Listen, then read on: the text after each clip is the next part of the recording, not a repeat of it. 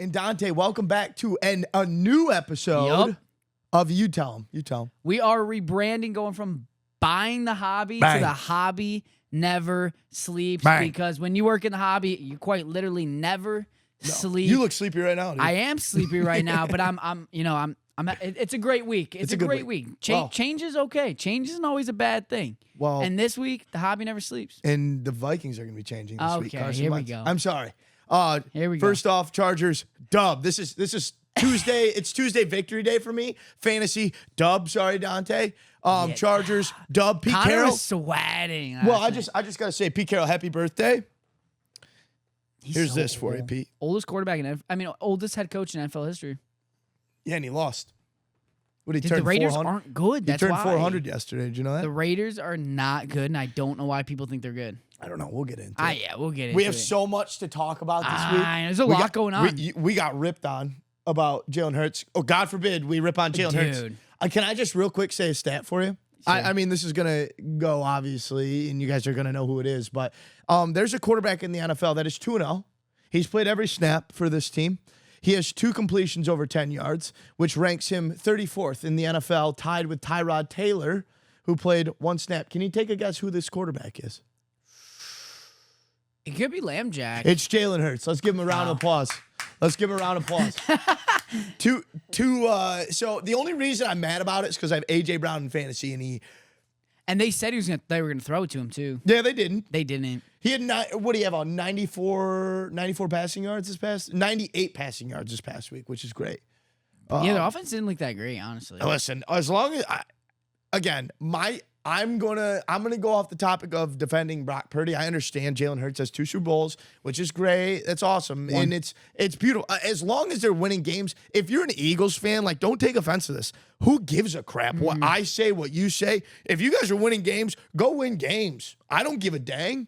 You know what I mean? Mm-hmm. Like, I have no leg to stand on as a Chargers fan. They have 2 Super Bowls. Okay, Yeah. he's a Super Bowl MVP. Okay. But I'm just saying, like, He's not an impressive Super Bowl MVP. right. Not Which at all. I mean, we talked about this last week. I don't think he's impressive in what he does. Right. Again, He can win games. You still got to give him credit where it's due. And he played a great. He's a great leader. In his defense, I thought he played a phenomenal game in that Super Bowl. Oh, 100%. Like, when you say he's not, but an he didn't win. impressive He Super didn't Bowl win the MVP, game. He didn't win them the game. game. They don't. If you He didn't win him this last game. If you put any quarterback in that game, they still win the game because Saquon was that impactful. Okay. I don't think Jalen Hurts Not in was the like Super the Bowl. deciding factor. Are we talking Hurts about the was Super good. Bowl? Hurts was good. Hurts was good. Are we talking the playoff run or are we talking the Super Bowl? I mean, it's a little bit of both, honestly. The playoff run was basically Saquon. I The think Super Bowl, I would give more credit to Jalen Hurts, in my opinion. I hear what you mean. I just think Saquon. Right. When we talked about last week, Saquon was the reason they won a Super Bowl. Now, if you wanna, And the defense. if we want to piggyback off something else, a player that I don't think is winning them any games so far this year is Arch Manning in Texas. I said it last week. It's tough. I watched the game and you saw his stats. Yeah. His stats were 4 touchdowns, 1 pick. They're playing the But School of the Blind. Yeah, it wasn't impressive. And guess what? They played another School of the Blind in UTEP this past week. And it just still didn't go well. 114 yards, 1 touchdown, 1 pick, 11 for 25. I'm telling you, it's the same thing we talked about last time. I don't know. Top quarterbacks are playing awful this year. I know. DJ Lagway, I'm not sorry, should not be an NFL Nico quarterback. Lamanyama. Oh my gosh. One of Terrible. the worst quarterbacks in college football. Terrible. Not literally. They just got murdered. murdered by Murdered. a team that I think they were 20-point favorites. Who did they play? UNLV? UNLV. Okay. Yikes. Yikes. Yikes. Their coach is also, I don't know if you've ever seen the Frauds. videos of him. Trash. Dude, he just like, I don't know if it's he doesn't want to be there. If you ever go back to when he was introduced as the head coach at Big Ten Media Day for UCLA, he was like, yeah, we play football and we're actually located in Los Angeles. And Thanks, dog. USC's are on the corner. All right, Boogie McFarland. And everybody was like, well, no. Like, we know where UCLA is. Right. It was awful. I would have never guessed that. University of College of Los Angeles. Thanks there, Big he was Shoots. doomed from the beginning. I mean, he was fired after the 0-3 stars. So, Right. but Nico, you messed up, dude. There is you messed up. There is a college quarterback that I do want to talk about real quick. Okay. And we have two Notre Dame fans sitting right behind here. And yes, they are starting off 0-2. Not a big. I'm not a big fan. I'll be honest. Keep going. Not a big fan of their quarterback, of Notre Dame's quarterback, their redshirt freshman quarterback who has balled out, probably played two of the best defenses in the country, has not played any games. That team is very good, and they're 0-2. Okay, I understand. Who do they play? Well, exactly. You should win those games. You got to win those games. Okay. They played Miami. Okay, probably the best team in the country right now. You want to talk? I hate that I'm gonna say this. I hate that I'm gonna say this. Carson Beck maybe Heisman.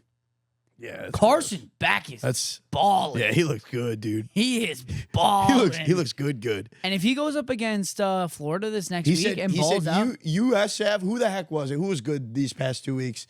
They upset Florida. They upset Boise State. Was it USF? Who's that? University of South Florida, the Bulls. USF, yeah. Carson Beck says, "Hold this for me, Bucko," and laid it, smacked him. Yep. That's my point. Is like this dude. He's the Notre Dame quarterback. This redshirt freshman. I don't know what his name is. He's a stud. I think he's a very good quarterback. Dude, you know, agree. I understand that they're 0-2, but who are the two teams they lost to? They lost to Miami, who is they're two ranked games. I understand. Disgusting. And then who did they play last week? Texas A&M. Texas A&M. Texas A&M. That team is good. It's good. That's a really good team. If you want it, listen. At the end of the day, he's a freshman quarterback. If you want to be the best of the best, and you want to you want to go back to a playoff, you got to win those. I'm just saying. I would say they might be. Who would you rather have, Cade Klubnik or this kid from Notre Dame? Dude, Cade's a whole nother story. That's what I'm saying. That's your boy. He sucks too. I'll tell you, I own up to Cade's been awful. Yeah. Like truly awful. Trash. I will also say if you watch that game, Dabo Swinney must be losing it because his management of the game, awful. There was like 2 minutes left and Georgia Tech's running out the clock and Dabo Swinney's like, please do. And then they got it down to 0 seconds when they could have called three damn timeouts. Well, at least Dabo invests a lot of time and money into the NIL, like every other team. He doesn't because he's an idiot. Because he's an absolute idiot. I said this last year when week 1, everybody was so high on Clemson. Clemson's going to be so good. Dabo's so big brain. And guess what Alabama did? They freaking mollywopped them. 33-3 or some crap last year. I don't know. Not impressed with Clemson. Honestly, college football has not impressed me at all this year. No, I'm with you. I'm a big fan of Oregon. I think Oregon looks good. They're blowing teams out. Dante Moore looks good. Again, they're playing school blinds. I think Oregon wins it all this year. Okay. Granted, I think it's so wide open. Ohio State, I mean. Again, they didn't cover their spread against Ohio. They got a young quarterback, too, that I don't think that's that great. I'll tell you a team that really impressed me so far this year. Is it Oklahoma? It is not. It's South Alabama. Call me crazy. They're not going to go to the playoffs. Think they're winning it all? No. I'm just saying they impressed me so far. They go out, they lose to Tulane in overtime. That Tulane team is good. And then next week, right? My lock of the week in college football, they go and play Auburn, who is okay. Yeah. Right? They were a 27.5-point favorite, though. Not even close. That South Alabama team started riling the troops and almost won that game. I know. Now, they didn't. I think they lost by maybe 2 touchdowns, but like they covered that spread. Made it interesting. They're a decent team. I'm just going to leave it at that. No, I know that sounds weird. I like watching weird teams. I guess we'll start with, since we're on college football, I'll just dive into a little bit more too because it was going to come up either way. The Heisman odds right now, John Mateer, who is really having a great start to the year. Don't know who that is. Oklahoma quarterback. He's the favorite right now, plus 900. And then, no, Carson Beck is the favorite, plus 700. Then it goes Mateer plus 900. And then you got Dante Moore plus 11. Yep. Gunnar Stockton from Georgia, who did have a good game. Yeah, they played good against Tennessee. Plus 1,200. Then it goes Garrett Nussmeier. LSU. Marcel Reed. He's all right. Marcel Darius. Joey Aguilar. I tell you what, good game. I mean, he had a good game against Georgia. Nelson Aguilar. No, Nelson. And then Jeremiah Smith, who's pretty good for Ohio State. Yeah. I think, dude, Carson. Who do you think's going to win it? Carson Beck? You think so? Maybe. You know who I love Let me look at this their year? schedule. You know who I think is going to be a future NFL quarterback? And I think he's so good. And I'm so mad because I did want Syracuse to go after him, and they didn't. And he's absolutely killing it. Is Thomas Castellanos, Florida State quarterback. That dude is good. He's good, man. I don't think Florida State's got an amazing roster, but he's so good. I mean, they're winning games. I know. He gives me like a Jalen Hurts like vibe. Yeah. I think he's very Jalen Hurts. He's not as thick, but like he gives me the Jalen Hurts Weird word to vibe. use there. At least my phone's loading really well. Oh, that's okay. But yeah, college Thanks. football If it not was on the surprising. other side, I'll tell you probably what, would, but- Angeli though for Syracuse is the nation's leading passer. Is he about to run back the Kyle McCord train? Real quick, I'm going to say this. Tell me. Sorry, I don't mean to interrupt you. I was trying to figure out the Miami schedule here. So they beat Notre Dame week 1. Yep. They beat Betham Cookman, Yep, and then they murder South Florida. Yep. If they beat Florida, this is their next schedule. They play Florida at home in Miami. They go to Florida State, and then they That'd play be a Louisville. crazy game. Dude, if they win those 3 Louisville's games, decent, too. give me Carson back. I might hammer Carson back. Do it. And I hate Heisman? Carson Beck, dude. I hate him. I hate him at Georgia. I was just never a fan of the way he played, but man, that Miami team's good. Sorry, continue. No. I'll end it off college football talk with this. 2 quarterbacks. Stop hyping them up. Please stop. They're not good. They're not Anthony. Actually, they are Anthony Richardson because they're not good. DJ Lagaway is not good. And Lenoris Sellers is so overrated. It hurts. I agree. How do you lose know. bum? Respectfully. Yeah. Decent quarterback. Bum. Who did they play? Well, they got Shemek, South Carolina. Jeez, I'm blanking because they were like heavy favorites against Vanderbilt. Or they weren't favorites, but they got smacked by Vanderbilt. Yeah. Yikes. That's tough. Yikes. They're not even ranked anymore. Now Vanderbilt fell into the top. Well, Vanderbilt 25. got that quarterback that's about 45 years old. He's been there forever. He's made his way I love around him. campus. I love him, dude. I know. What's his name? Do you know? Let me pull it up. He's nice, dude. He is pretty solid. Dylan Raiola? What are your thoughts? Raiola's fine. They haven't really played anybody yet. No, I they don't haven't. Diego Pavia. think. Diego Pavia, yep. I like that kid. He's good. Is he gonna? He's a winner. College football winner. I don't know. He'll never play in the NFL. What it'll look like when he gets SEC play, I don't know. Yeah. It's a But good he did story. win games in SEC play last year, I will He say. beat Alabama. Yeah. I'm just saying. Alabama's another story. Dude, they're so bad. They got to get. I defended Caleb DeBoer left and right. They got to get rid of him. No, DeBoer's awful. Yeah. It's time to bring in Dabo. Just bring in Dabo. Gross. That makes it even worse. I think it's time to bring someone else. They should have hired Dabo the original time around. Let's move on to a couple releases this week. Yes. Got a bunch. I mean, Donruss football's coming out this I'm week. excited. Did you see the checklist? Checklist got leaked. I've seen some of the downtowns. like What are it. your thoughts on the side, the horizontal downtowns? And we've seen it with doubles with the dual players, Right. but with singles. So we talked about it last week. I don't like the downtowns this year. It's not that I don't like them. It's the NBA look. Correct. Yes. I don't like them transitioning. Again, I don't know if it's because we've seen the downtowns before, but I like the little green strip at the bottom. Yeah, I got you. You know, that's just what I'm used It's to. like the I feel like the basketball design is less of Agreed. like I like the street sign Right. element to it, and Yes. it's like a curved ribbon. Right. It's not a ribbon, but it's a curve. I like when it's got like that street sign. It looks Right. clean. It's an actual like downtown, Right. Because that's the whole premise Like, of it. you want to know what I really, if they were going to go to the basketball route, you want to know what I really liked? If they would have went to Cornerstones, the OG downtowns with I think it was Cornerstones. I think that's the name of it. 2016, 2017, 2018 downtowns. Yeah.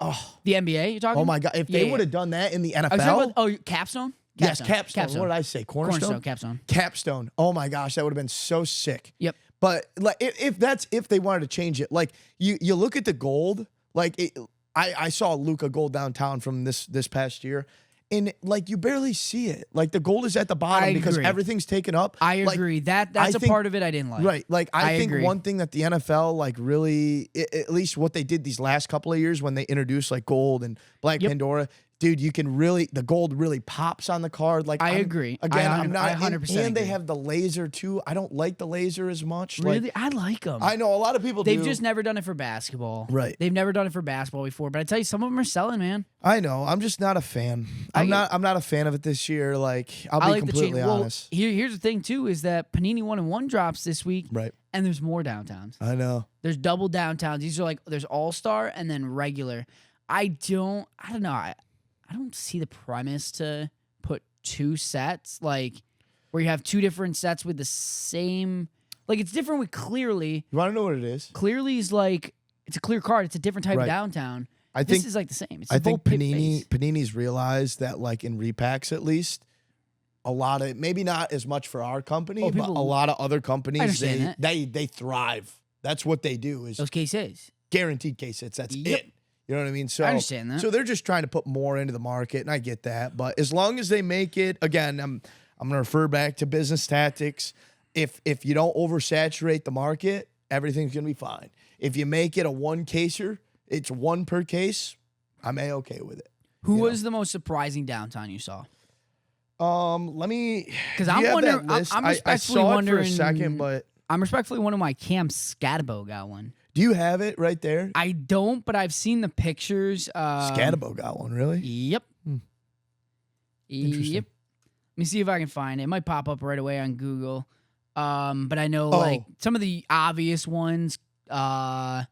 Travis I'm gonna Cam say Ward. I'm gonna say shot. Golden got one. Shot got Who? one. Shot. Oh, Tyler Shop. Yeah. It's tough because he was technically the third quarterback taken in the Yeah. draft. I guess. I mean, He sucks, dude.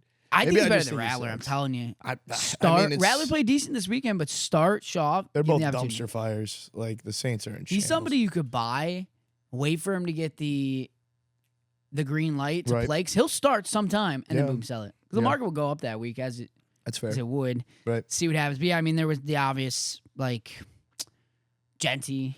Yep. Omer and Um, Hampton. Herbert didn't get one this year, which I'm Hampton. kind of sad about. I haven't seen the vet. I just seen a lot of the rookies. CD got one. Herbert's always gotten one, and I don't think he's getting one this year. And I'm kind of sad.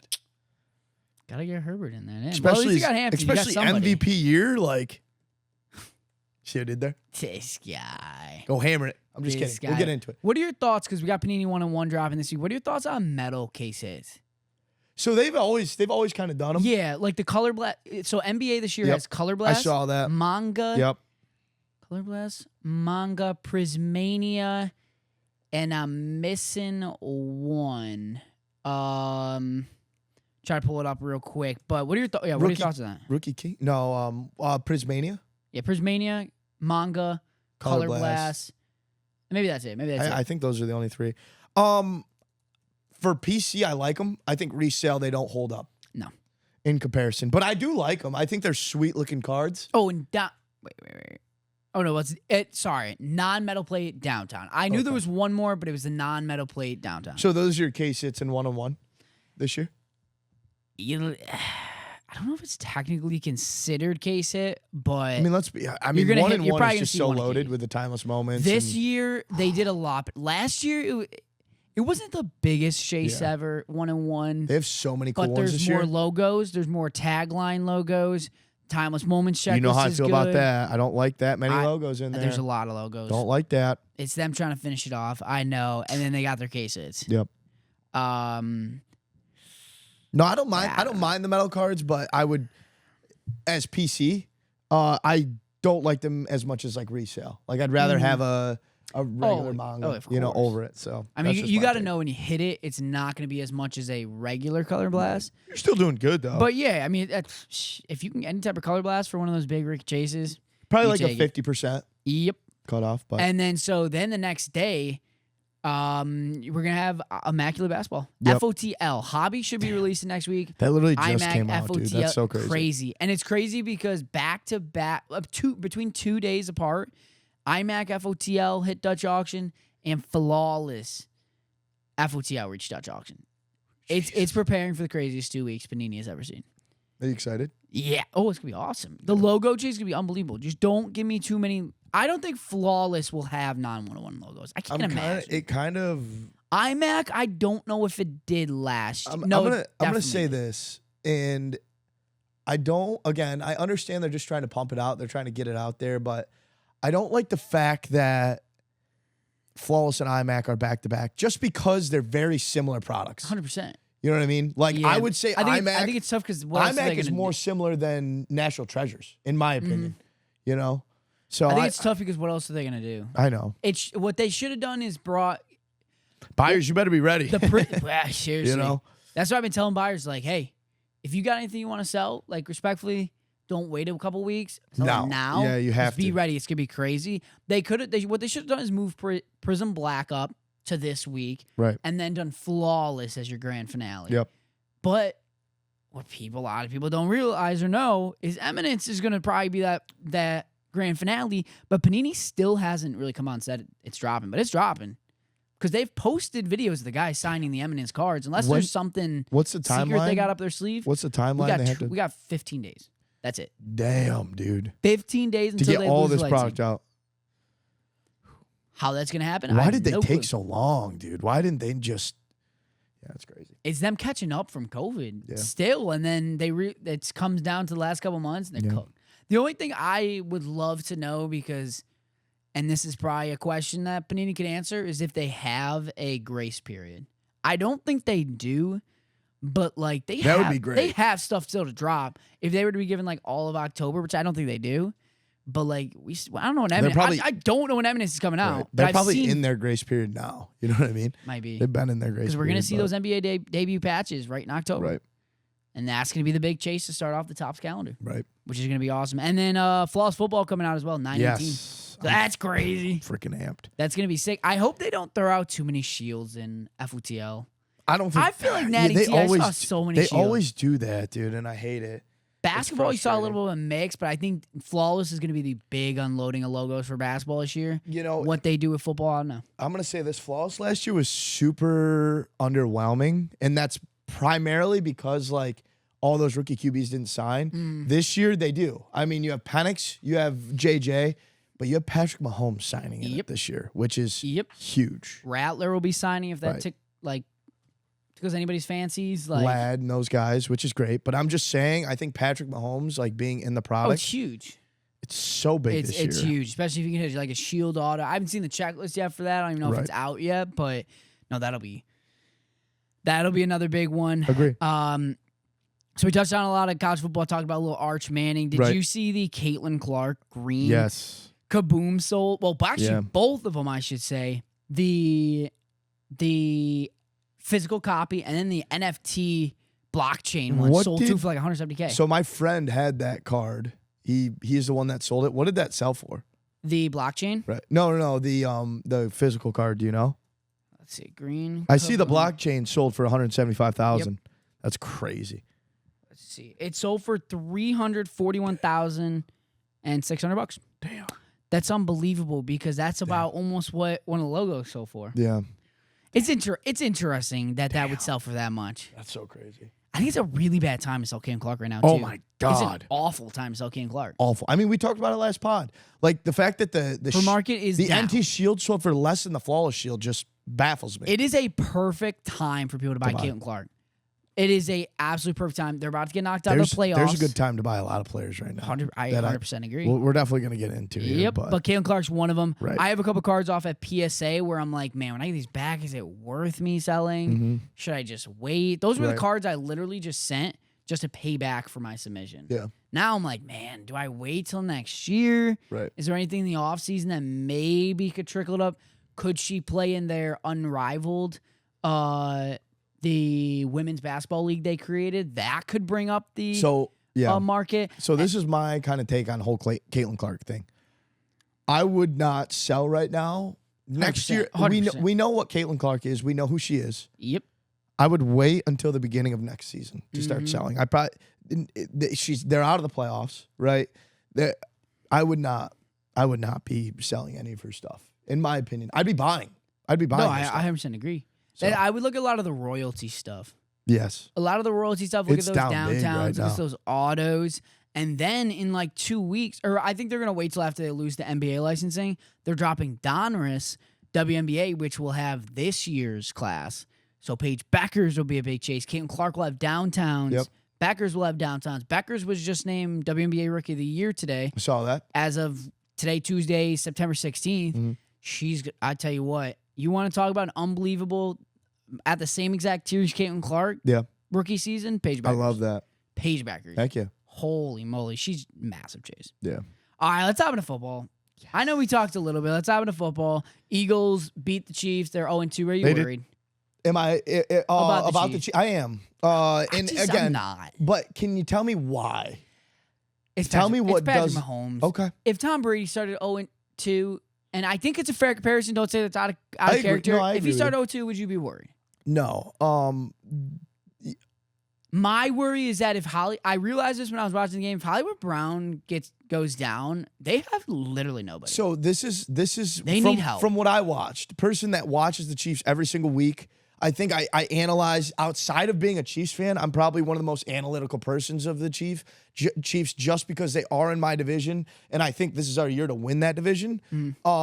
It's everything is on Patrick Mahomes' back right now. Travis Kelce he's a liability on the field. He hasn't looked awful. He has. I don't know. He's looked better than last year. Last year was bad. Disagree. 100%. I mean, think Travis Kelce looks fine. Travis Kelce lost some of the game old, this dude. past week. I know. He's getting old. That's my point. But he doesn't look as bad as I thought he did last year. Travis Kelce lost them the game this past week. Actually, he should have caught that. 100%. 100%. There were times in the Chargers game where it's 3rd and 5. Easy, quick slant, dropped it right in front of him. Oh, he had the touchdown at the end of the game against the Chargers. Correct. And he dropped it. Correct. That's my point. Like, you can't say he looks okay. He might look okay at points. He's losing them games, and that's a liability. Outside of him. I mean, either way, it's his last year. The thing is, I always give a guy like that grace. Okay. Like, he's... I agree. But I agree. They need more... I thought when their offense is healthy, I think it's disgusting. And this is another thing, healthy. Right? The teams in that division are getting better. Agree. I don't think the Raiders are that good. I think just the Chargers, but yes. I think the Broncos are a good team, I think the Broncos take a step back from last year, but yes. This is the thing right now. Even as like a Chargers fan, as a Chiefs fan, you got to look at it like this. You're 0-1 in the division. You're 0-2 overall. Chargers are 2 games up, not only in the overall, they're 2 games up on the division right now. And they're about to play the Broncos next week. If the Chargers are 3 games up in the division, that's a tough place to come back from. My only thing is that all they got to do is sneak in the playoffs. I tell you what, it's so unfortunate, but man, does Joe Burrow getting hurt help the Chiefs. With the wild card position. I don't think it does anything, in my opinion. I think it does because the Bengals were in a perfect position to be one of those wild card teams. And now, I mean, if Chiefs fall into a wild card, a healthy with Hollywood Brown, Xavier Worthy, and Rashee Rice back from suspension, I'd take them over any offense in the AFC. Okay. All you take them over the Bills? You take them over the Chargers? Yes. All you got to do is make it. There's so many teams. All you got to do is make it. It's just like my same feeling with the Yankees. They're not going to win their division. All they got to do is make it. I still think they got a better roster than basically the entire They definitely don't. The AL. The Chiefs don't have a better roster. I mean, we can all agree on that, I think, right? I mean, their offensive line has started to implode here. They need their receivers back, and I don't think their defense has been awful. No, their defense is good. It's been, like they held the Eagles to 20, and one was off. They scored off turnover. Agree. I don't know if I am a little worried. I'm not worried at all. I love it. I mean, yeah, I'm happy. You love it. But if I'm a Chiefs fan, I'd be a little worried. Starting 0-2 in the fashions that they've lost the games. Like, they just haven't been in this situation before, so I'm curious to see how they're gonna.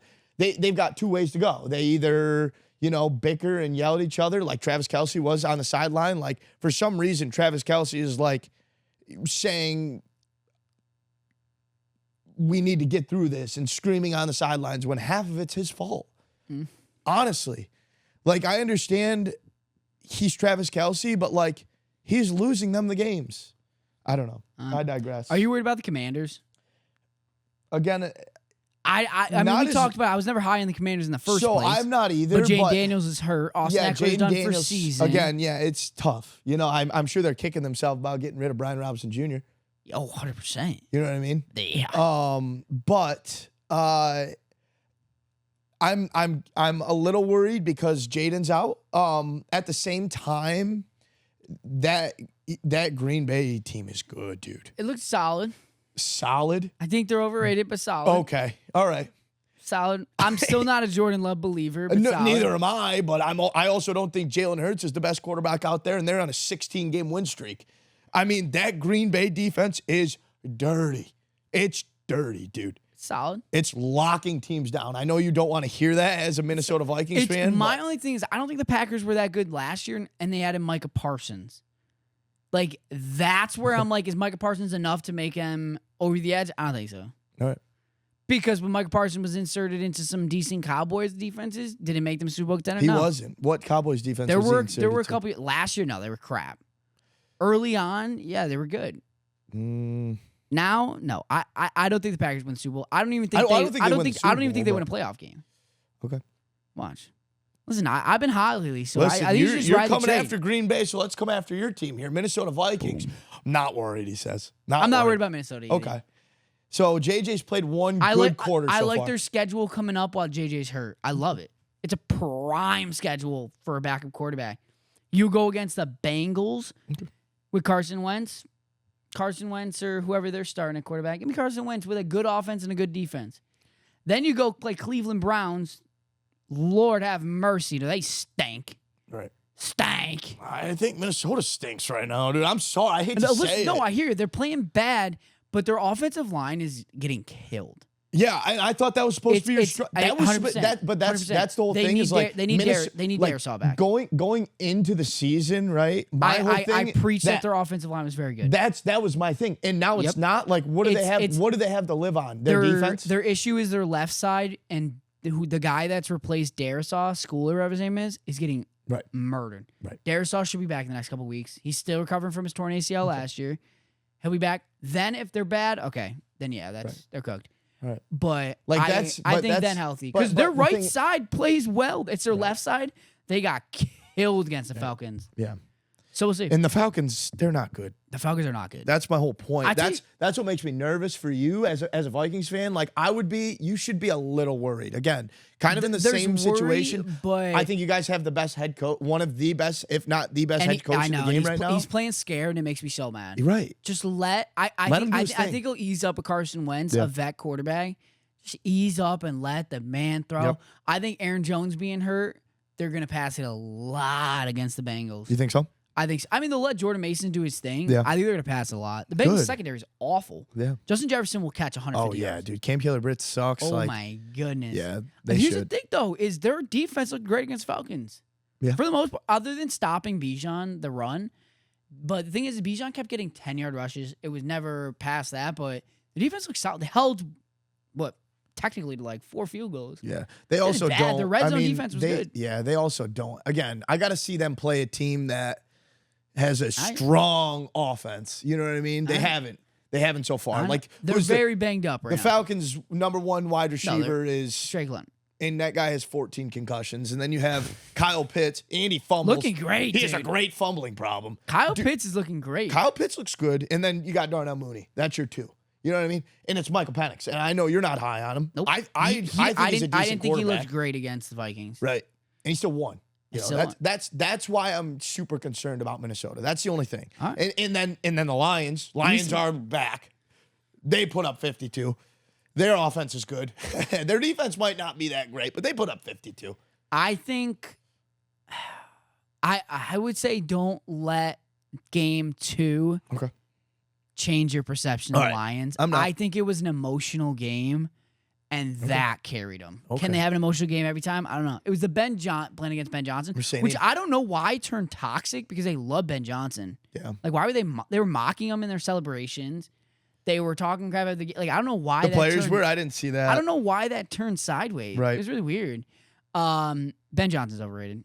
Said it all offseason. Yeah, I'm starting. Dude. Well, yeah, I just something's And cursed about that saying. organization. That organization really reminds me of the Jets, and I feel The bad Bears? for Bears fans. Dude, it's so bad. It's bad. I don't know what it is. It's just so bad. Jalen Johnson's going to be out for like 6+ weeks. I know. And I said it again about Caleb, dude, and I know that people... I'm going to stay a believer until I'm proved otherwise. I mean, I haven't proved otherwise, but I'm just like, I need more time with Caleb because I think Caleb, talent-wise, is unbelievable. It's just, again, I don't know what it, I'm gonna say this, Anthony Richardson. I'm sorry. No. It's the same. No. They both have great talent. One actually proved himself in high school and college. The other one literally was not a good quarterback. Yeah, he proved himself at USC his last year, his senior year. He won Heisman. His senior year? His junior year, he won Heisman. How'd he do his technically senior his year? sophomore year, he won Heisman. How'd he do his senior year? So he had he's a one-hit wonder. You know, he was which good is at cool. Oklahoma too. He's number 1 recruit. I think number 1 recruit in the country. That's sick, dude. I was think too at one point. Listen, Like, if Caleb's bad this whole season, okay. I don't give a shit. Like, he sucked all. If Caleb, he does not read anything well at all, here's dude. the thing. What's the difference between the other quarterbacks in the class? I'm not disagreeing. That's my whole problem is they all suck so far, except Jaden. Like I'm just being blunt. Like Michael Penix has looked the best, honestly, behind Jaden, and he still hasn't even looked that good. No, not at all.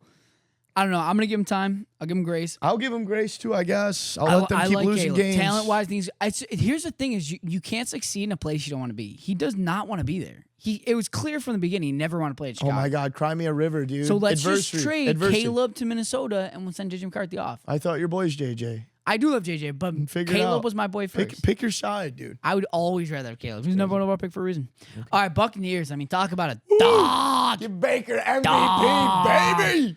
Baker's another guy that could win MVP. I'm high on Herbert. Dude, I love Baker. Yep. People doubted Baker for so long. Yep. They still do. They still doubt him. Baker's a dog. Right. I hate people that doubt him. Oh, it's his division and blah, blah, blah, all this stuff. The Browns didn't want him, and he doesn't win in the playoffs.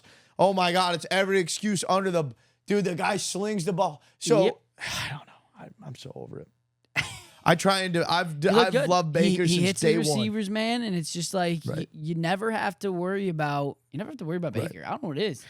Are you worried a little bit about the Texans? Yeah, I never thought they were that good. Okay.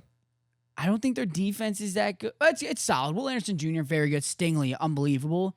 But I just don't think overall they're that good. I never thought their offense was that. It's Nico Collins and nobody else. Right. Again, let's take a look at the teams that they played.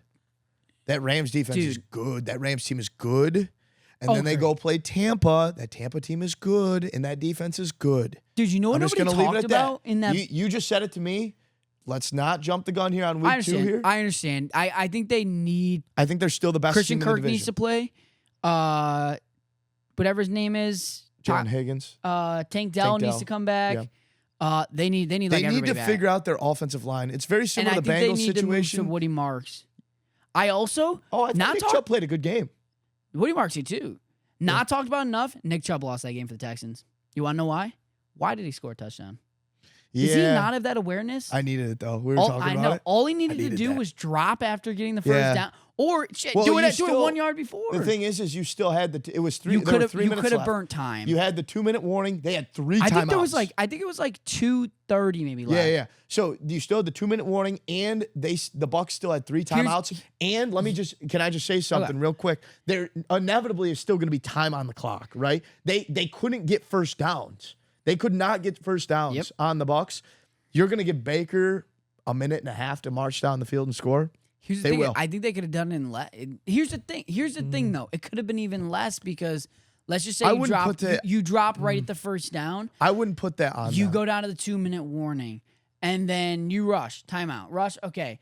We get third down. Let's just say C.J. Stroud throws a 3 and out. See, these are again, game done because these are all hypotheticals. This is my thing. I think he should have dropped. I understand you need to score. He should have dropped. The Texans defense was actually doing really well against Baker and holding them. I've seen Baker have some crazy last minute drives. Agree. Dude, everything was in the right situation. Baker should have been sacked on 4th and 10 and then scrambled, got out of it. That just shows the dog in Baker. Like, I think the Texans, they did everything right at the end of the game to win the game. Hindsight's 20/20. I understand. It was an unfortunate situation. I understand hindsight's 20/20. It was too much time to get Baker. Right. Way too much time to get Baker. And I've seen that work out many times where they do drop and they win the game and it changed. And then you see where they score and things change. But I don't know.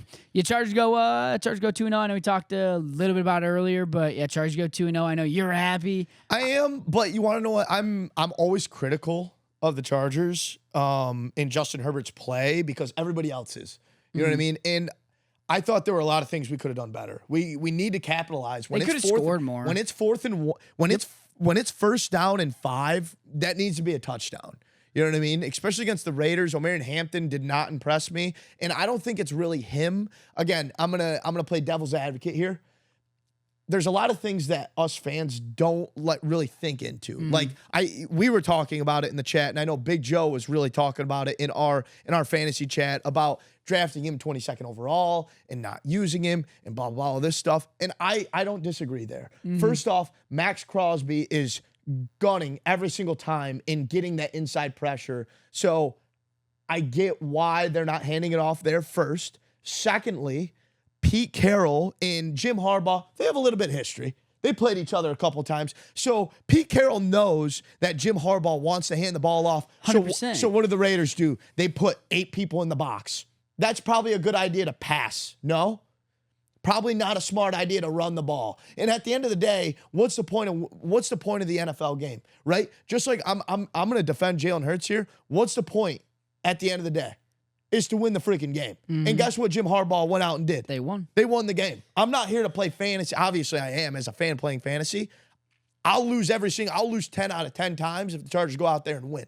I hope if Omarion Hampton has to have a negative 150 yards rushing this year and we go out and win a Super Bowl, don't give a damn. Keep him on the team.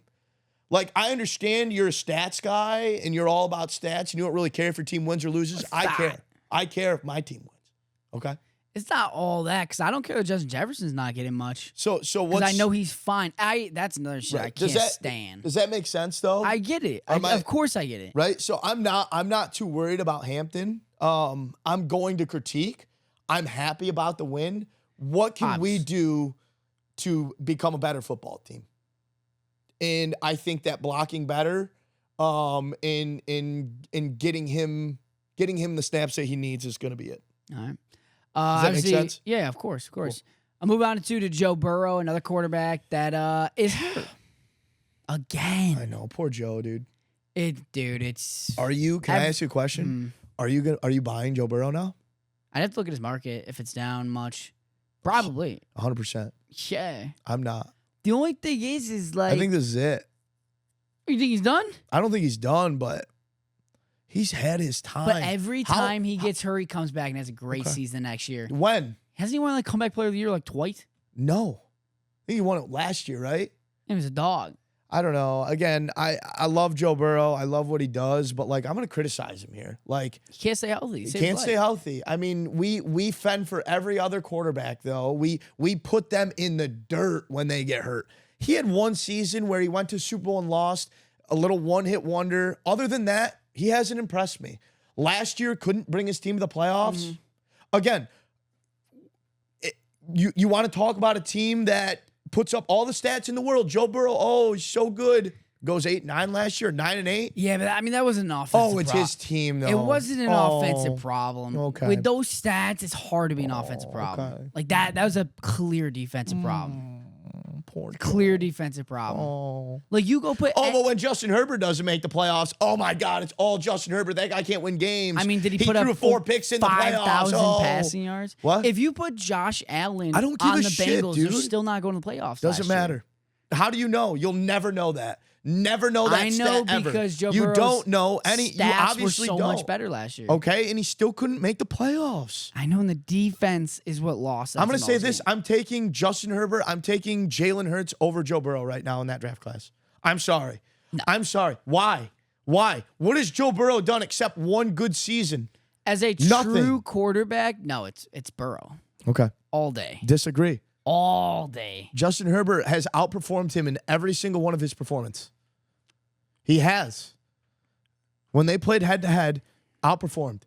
Guess who has the best stats through 5 years? Guess who's had the best stats through 5 years? Justin freaking Herbert. Is that Joe Burrow? But Didn't think so. Are you counting in that total stats where he misses 2 seasons? Yes. Sorry. Don't miss the season. I'd rather go look at averages. And you want to know something? It's again, I'm not trying to ridicule Joe Burrow as much. This is the Bengals' fault. The Bengals decided they want to go dump all their money back into T. Higgins, which is great, but like how about beef up his offensive line? If I'm Joe Burrow, I'm pissed right now. Oh yeah. You want to go I don't know. I'm not. He's I'm not mad at Joe Burrow. I hope you know that. It's the Bengals. And it's got nothing to do with him. It's got everything to do with the Bengals organization setting him up for failure. Oh, 100%.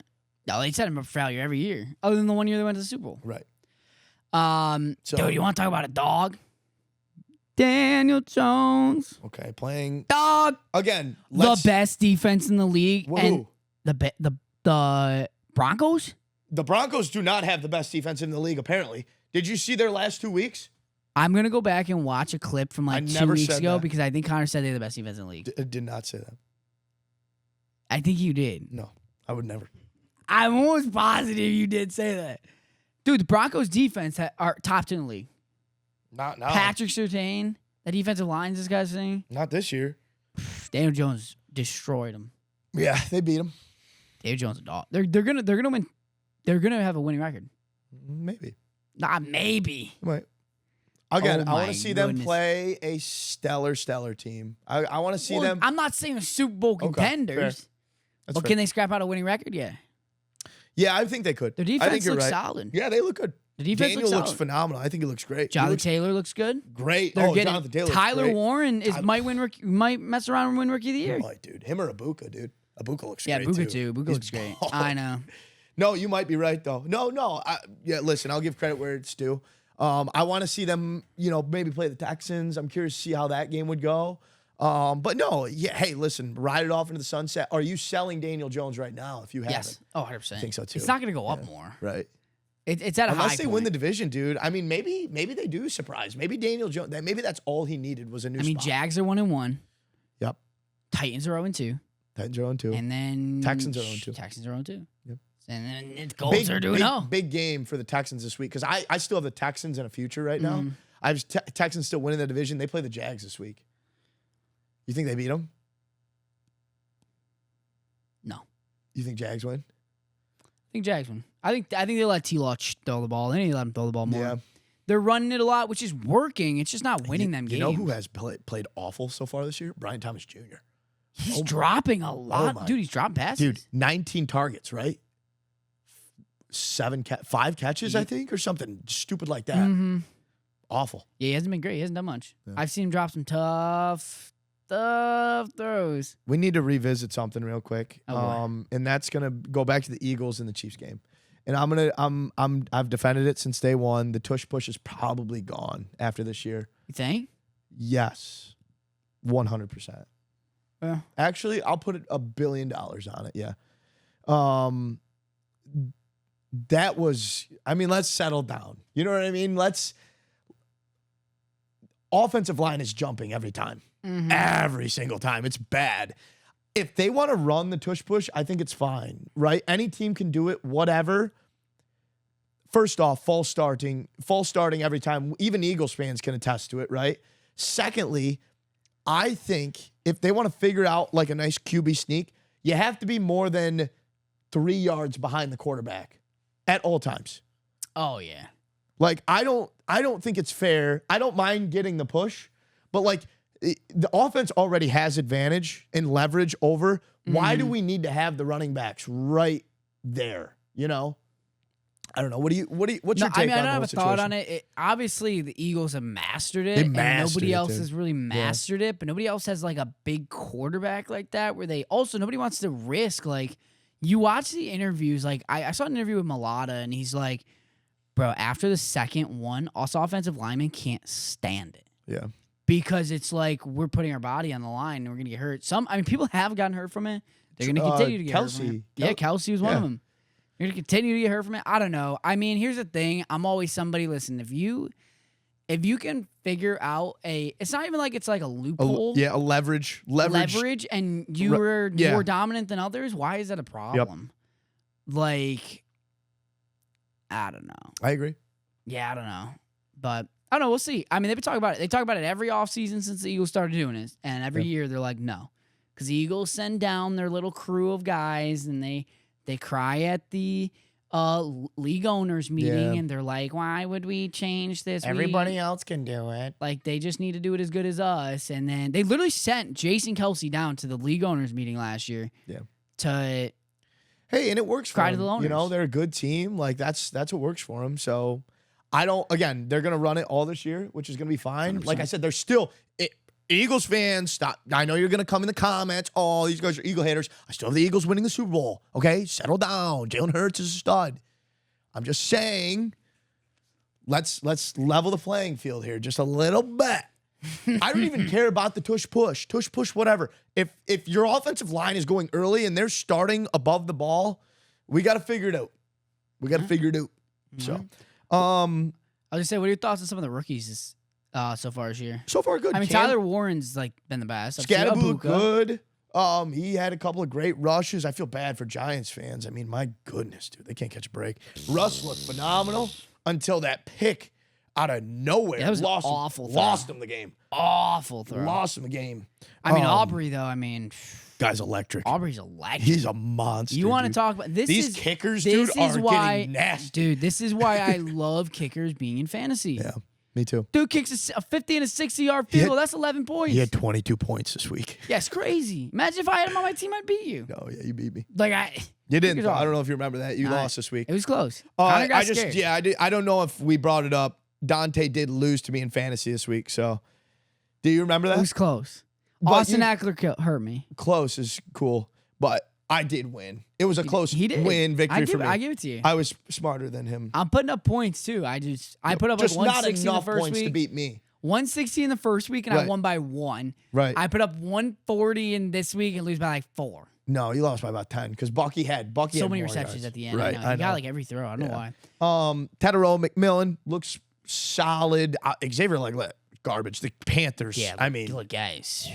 Are you selling? Bryce Young threw for like 350 yards though. Yeah, are you selling Bryce? Are we still holding? I don't know, dude.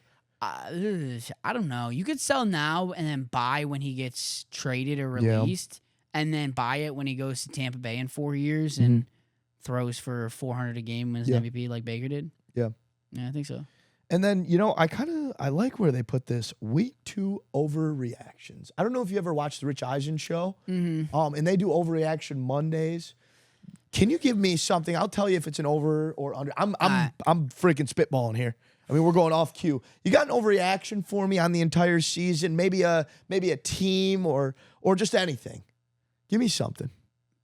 I mean, we talked about the Chiefs. Chiefs being being concerned for the Chiefs, but I know you think that'd be an underreaction. You're not so Chiefs make the playoffs. Is that what you're saying? Chiefs win the division, make the playoffs. Is that what you're saying? Give me something along those lines. I'll say Chiefs find themselves outside the playoffs. They miss the playoffs. Yep. I think that's an overreaction. Okay. I think they make the playoffs. I think they're a wild card team. They'll figure it out. They do have a good offensive line. They have their weapons. Rashee Rice, Xavier Worthy have been out. When those guys come back, they'll figure it out. And if you look at their schedule, it's lined up so all of their tough games are home games, which is bull. But they'll figure it out. They're going to be a playoff team. Do you think they win the division? No. Who do you think wins the division? Probably Chargers. Woo! Khalil Mack is down right now. Yeah. Again, this is Tuesday morning.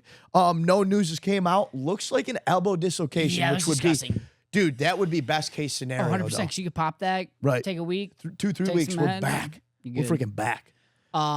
This is finally the Bills' year. There's only one right answer. Man, I'm going to say. We both know it's not. I disagree. I think it is.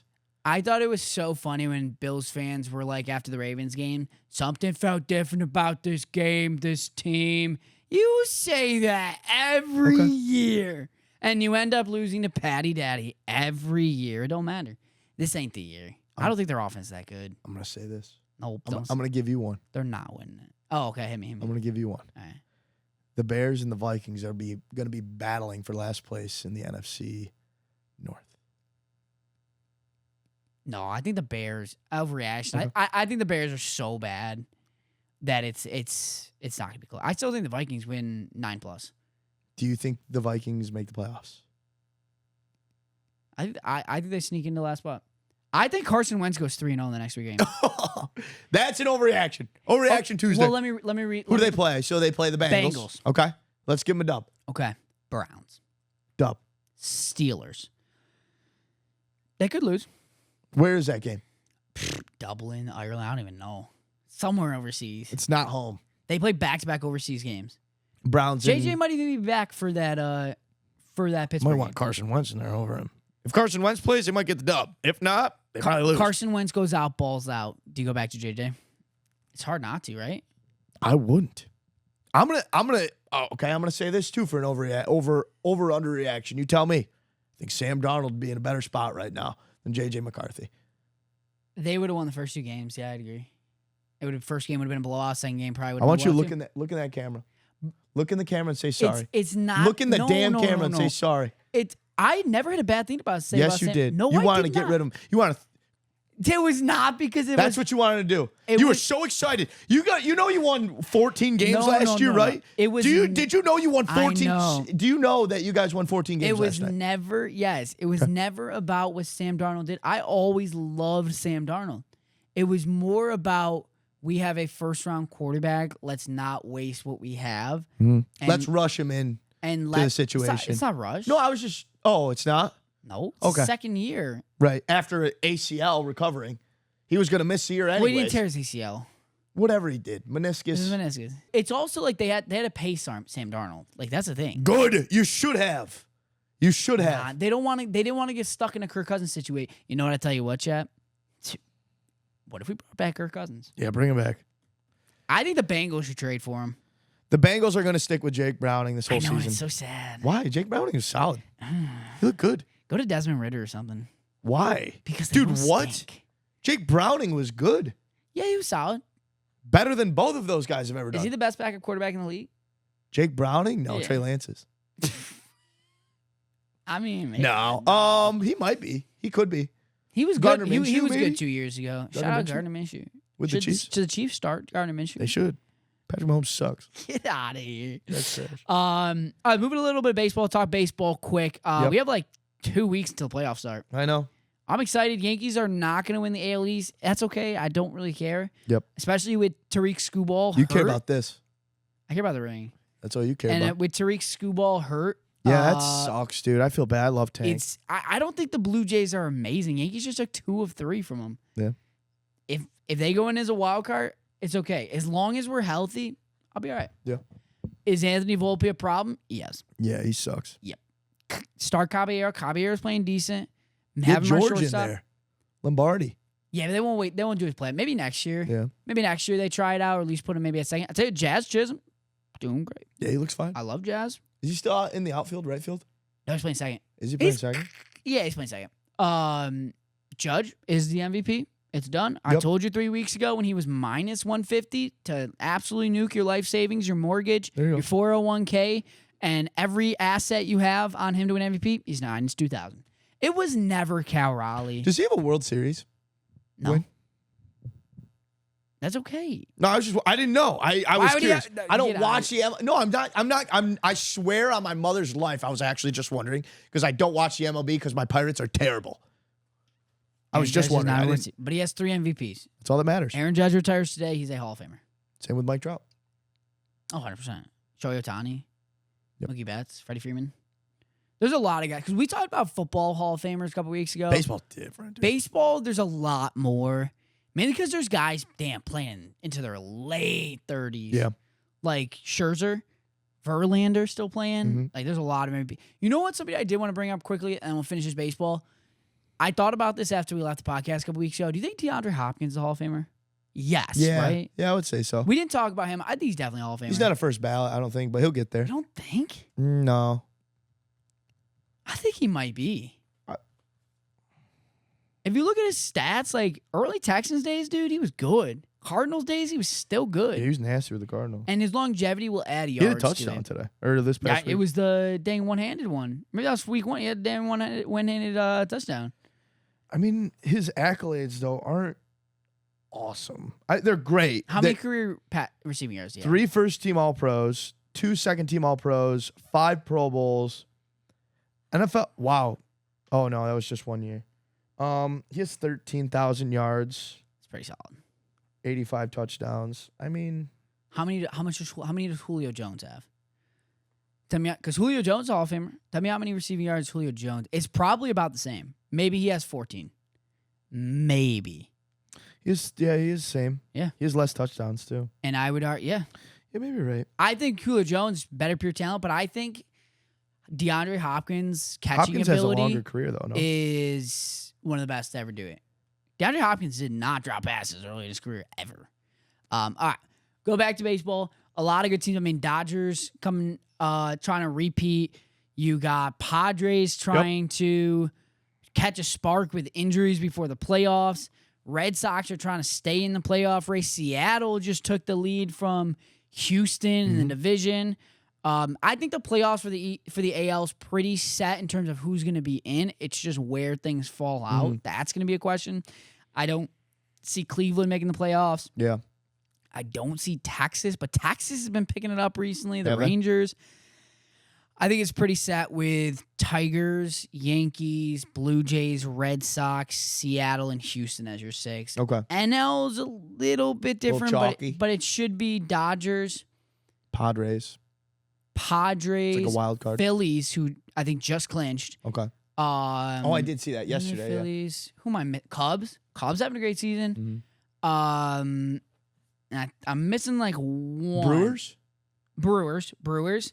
And then there is also who am I missing in the NL? Mets are the Mets division. barely holding on. Diamondbacks could take it from them. Mets, oh my gosh. You want to talk They about imploded, being dude. awful? I know. Their last like 20 games, I think they've won like 3 games. Yeah, it's They've tough. been awful. And you know what? I don't care. You don't give a damn. I hope they stink. You don't give a crap. I hope they asked for this. They asked for this. They wanted Juan Soto and they didn't want to put their money elsewhere. There it is. Did I want Juan Soto? 100%. But was I like distraught and in pain when he left? No, because I knew they had a plan to sign other people. Right. Max Fried's been great. There's been other guys that have been great. Will the Yankees win the World Series? Who knows? I sure dang hope so. But I think too, I don't think the Dodgers are as good as they were last year. Yeah. So the Yankees, if they can make it to the World Series, it's not going to be as much of a margin as last year. Oh, you're already banking on them making the World Series? Yeah, I don't think the AL's that good. Let's focus on playoff wins here. I Did don't you remember this? Judge. I don't. That's your boy think there. That's the he's back- MVP. he's- 3-time MVP. Woo! He's back and healthy. Okay. He's back and healthy. Maybe he'll catch one this time. I'm Dang. sorry. Their defense is better. I'll tell I'm a you, Pirates their fan, defense so- is better Yep. this year. I still think it's crap, but Volpe's also not in anymore. Ryan McMahon, great third baseman. Trent Grisham, having a great year. I mean, his batting average isn't like amazing. Good outfielder, hitting home runs. Jazz Chisholm, much better second baseman. Hell yeah. Dominguez, yeah, we'll see. He can hit. I'm excited. I'm so excited for baseball should playoffs. be. It'll be awesome. Anything else you want to add on college football? Not really. I mean, UNC, we beat Charlotte. Nice. Covered the man. spread. Nice. So, They're gonna win it all. no, other than that, Oh, it's been a fun year. Fun year for it. Bets have been great for college football this year. Yeah, it's been easy for me. Yeah, me too. I don't know what it is. I gotta stop betting some stupid stuff after, but like Yeah, college football has been so easy for me. same. Football's been pretty. NFL's been pretty solid for me, other than Justin Fields not Yeah. being able to throw for 150 yards. I know, dude. That was a joke. I know. Why did I take that as my last leg of my parlay? I don't know. Do you have a week 2 Super Bowl prediction? Gosh, no. I don't even know who's playing in the NFL anymore. Chiefs versus This freaking guy, dude. who's even in the NFC? Jeez, I don't think the Eagles go back. And you do you want to say Green Bay? I know you think. No, I don't think. No, you do. Green Bay doesn't have what it takes. LaFleur is not the postseason coach you want. Who am I? Oh, I got you. It's gonna be Chiefs Rams.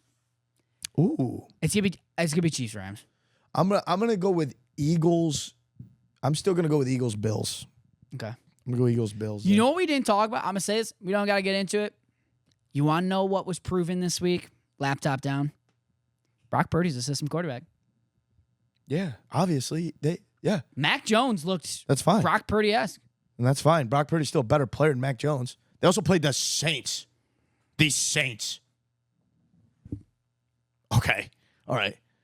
Again, don't get on your high horse here. Week 2 against the New Orleans Saints, who is probably going to lose to Alabama this upcoming year. Do you know they play Alabama? They put them on the schedule. Mac Jones might be better than Brock Purdy. Okay. This is just rage bait. We're going to toss it over to Stephen Rice, who will be talking to Baseball America in our Buying the Hobby segment ahead of next week's Bowman Chrome release. Best product out there. All right, what's up, everyone? My name is Stephen Rice. I'm here at We The Hobby. I'm one of our baseball breakers, and Bowman Chrome is a week away, and I can't wait to talk more about it. I have Baseball America with Seth and JJ. Thank you so much for being here. Glad to be here. Well, first and foremost, I mean, this is going to be one of the most anticipated products of 2025. And of course, nothing better too than bring in probably the biggest insight of baseball when it comes to prospects and the card itself. But JJ, I want to start with you first and foremost too. What kind of prospects are going to be coming out here in 2025? New, old school. What are we expecting here for Bowman Chrome? So this is what I love about this set. And again, I will tell you, Seth, and I have done breaks and all before. There was one we did where he pulled a Sebastian Walcott 1-of-1 refractor. And I'm like, oh, that's a good prospect. And he had to explain to me. So I'm not going to tell you that I am the expert when it comes to cards. But looking through the checklist and all for this set, this obviously has, I would say, a wide array of names that are just bursting on for us over the last year or so, like guys on the international market who haven't played beyond the DSL. And we send someone to the DSL. We just posted our DSL top 35 prospects.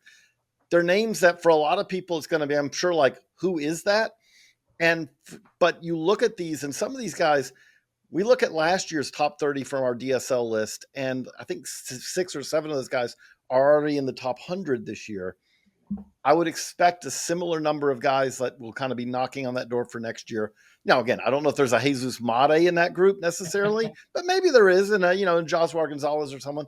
But what we are looking at is some really premium names who are right there, I would say, are under the radar for even prospect hounds in a lot of cases. This list is unbelievable. And you just said Joshua Rodriguez, one of the biggest prospects in this. I think, in my opinion, Rainiel Rodriguez, 18 years old, already in high A for the Cardinals. You see glimpses of just stardom when it comes to it. Can you talk a little bit more about Rainiel Rodriguez and those Cardinals? Yeah, I would say big power. Like you are talking about a guy who, and by the way, like went from the complex to low, now, low A to high A, kind of that fast mover as well.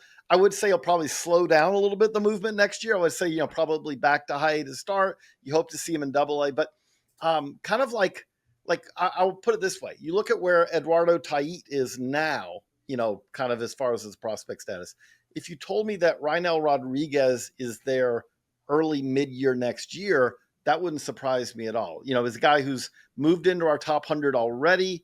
And I would say is definitely kind of one of the guys ticketed to probably move up because again, we're talking, obviously, as you move up, what really happens is some of guys get kind of new weaknesses get exposed.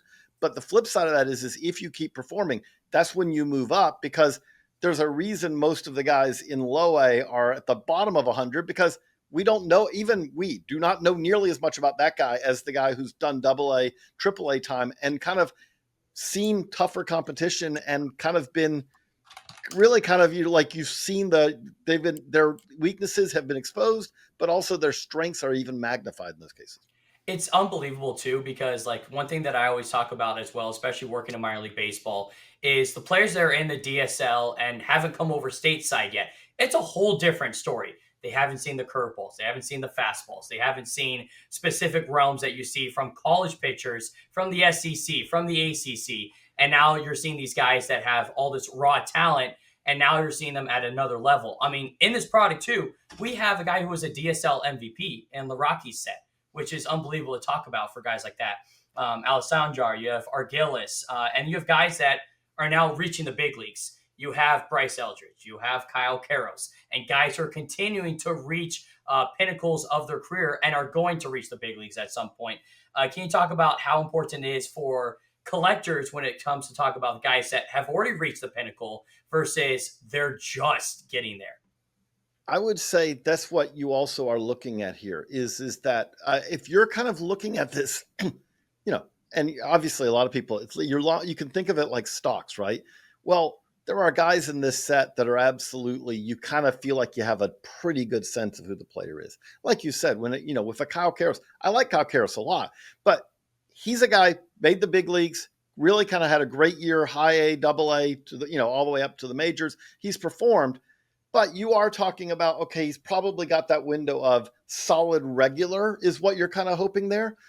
And then you have guys like the DSL guys on this list, a lot of them, where you can dream on extremely high ceilings, like best players in the game type ceilings, but you also understand that there's about 72 different potholes along the way that they could fall into that could trip them up, because you are talking about players who I know, like the DSL part of this is really challenging, understandably, for people, because when we talk to evaluators, we talk to front offices, and they say like DSL stats, it's not like you ignore them, but you also understand that, as you mentioned, this is so far from, if you see a guy really performing in AAA, doesn't strike out, draws walks, not a good end zone, contact rate, all those things, you can feel reasonably comfortable that that's a player who, okay, they're going to make the jump to the majors and they should be okay. When you're talking about DSL players, you're talking about guys who, in some cases, you're talking about fully grown men. And in other cases, you're talking about players who, like when we talk to scouts about him, it's like, this guy's really good. He also needs, and he probably will gain about 40 pounds over the next 5 years. So you're projecting on bodies and development and all these things that are very much to-do items that you don't know how that's going to turn out. Exactly. And Seth, a couple of years ago, we had a lot of, players in previous product that are now making the jumps too. So are there teams or players that you also look at too, especially in Bowman Chrome, that you're like, yeah, you know what? We still need to look at these guys and these teams because, their development is great. You watch the development of Jesus Mate and Luis Pena and watching what the Brewers are doing. Or you go to the Tigers and you see, wow, West Michigan just had one of the best seasons in recent history. You're seeing this development. So how does that affect those teams in this product this year? Well, first of all, I like to include myself in JJ's list of people who might put on 40 or 50 pounds in the next few years, although I'll be doing it for different reasons. So one of the great things about Bowman Chrome, and, I've been a long, long time breaker. I've only been at Baseball America for about 3.5 years now. And quick side note, when it comes to fantasy baseball and baseball cards, I feel like I'm insider trading every day, just being able to pick these guys' brains. I mean, there's so much deep dive type stuff.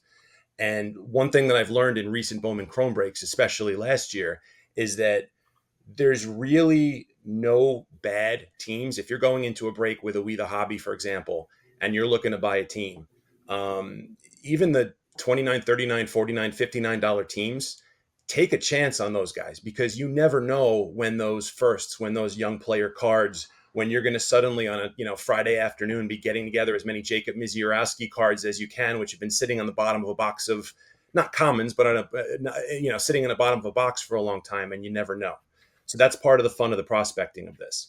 Going into this year's release, and I hope this answers your question. I'm sorry, I've had a lot of caffeine today. My brain is same, all over absolutely. the place. Going into this year's release, we have a lot of the usual tippy top tier teams and a lot of the big chases a lot of people will be going for. The Red Sox with all the Roman Anthony and Christian Campbell stuff. The Dodgers, obviously. Any set that Shohei signs in is going to be a big chase. Just when we thought the Athletics couldn't be any bigger of a chase with the Kurt stuff and the Red RCs, now Topps announces that shoeless Joe Jackson is going to have a first Bowman card as a member of the Philadelphia Athletics. So one of the biggest chases in one of the biggest prospect sets of the year is of a guy who was born in 1887. So that's kind of fun. His first not projectable. Yeah, not projectable at all. Yeah. Don't even think about that. Any notes on that is always huge. And I mean, there's another guy they even talked about too that is also just 18 years old that now is just in the ACL is Mori. And you have a little bit of the kanji signings and the Japanese now route with it too. It brings more to what even Shohei does. Now you're bringing these youngsters who are coming in. Can you talk a little bit about Mori of the Athletics? So I would say he's one of the guys. He's interesting. He's very interesting. And again, looking at it from a interest standpoint, he's going to have that kind of extra boost. At the same time, kind of looking through checklists and all, I was also trying to highlight some guys who, not like that they have no chance or anything like that, but guys who may be a little bit more famous right now than their actual projection and all kind of projects. Maury fits on that list for me. Like Maury's a guy who, when we talk to scouts about him, and again, understand acclimating to the U.S., there's a lot of caveat here, but more good player than great potentially. And again, good players can end up being very valuable and all that. But he is someone who I would say if you were scanning these lists and scanning these checklists, and you're even a pretty hardcore prospect fan, that's the name that's going to jump out to you because he's quite famous. I would say that right now, if you look at the ratio of fame to projection on him, I would say there's more fame than projection on him. Okay, which I have to then, I'm going to segue on that one to say one other like that, which is it's not like I think that Mets fans are going to think that we really are not Elian Pena fans because we did our top 35 DSL rankings and he was in the middle of the 20s on it. He wasn't 1, 2, 3, 4, 5. And that's not because we don't think he has a chance to be a good, solid, like scouts. We talked to, I think, 5 different scouts who saw Elian Pena in the DSL. Josh Norris did that list for us. But they all said this guy has a chance to be good, but you're not seeing any plus tool really here. It's a pretty mature body.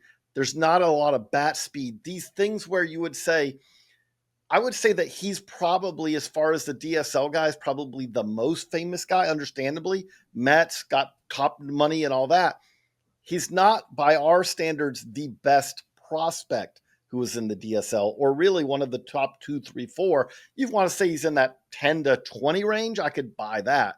But he's not one of the guys who really jumps out as like, wow, scouts were just raving about this guy and saying, just look at what this guy's going to be in a few years.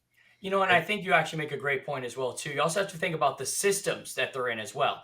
Mets will always compete. And so maybe a guy like that could be a trade piece a little bit later on. We saw how heavy the trade market was this past offseason and this past season as well, too. But also for like the Athletics, for instance, having a guy like Maury, well, they just got a guy named Leo DeVries. You know, there's not just anyone out there that they're going to plug up in front of him. So you always have to be wary about stuff like that. And speaking of Leo DeVries, one of the teams that look, you'll have the heavyweights, the Dodgers, the A's, the Red Sox in this break. The Padres are a team that might go a little bit under the radar, but the Padres are a team I'm very high on in this release, in part because they have multiple garbage pail kid inserts, in part because they have multiple players on the international prospect refractors list, which those are going to sell huge.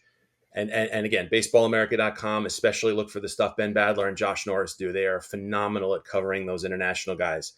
But Leo DeVries is all over the Padres list. He signs in the set. And given what we've seen from the Athletics in recent years, and JJ can speak to this more than I can, they're certainly not shy about promoting guys to the majors and giving them a shot there. So that might be kind of a quick hack, before he maybe sees some time in Sacramento. And you'll note with that, like we just did our final hot sheet of the regular season, and he was number 1 on that list, the hottest prospect the last week.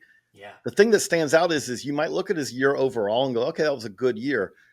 You look from July 1st on, and he produced at an exceptional level and did that as, again, a guy who's so much younger than everyone else, that he's facing. Like he's facing pitchers who are 4 or 5 years older than him, 6, 7 years in some cases.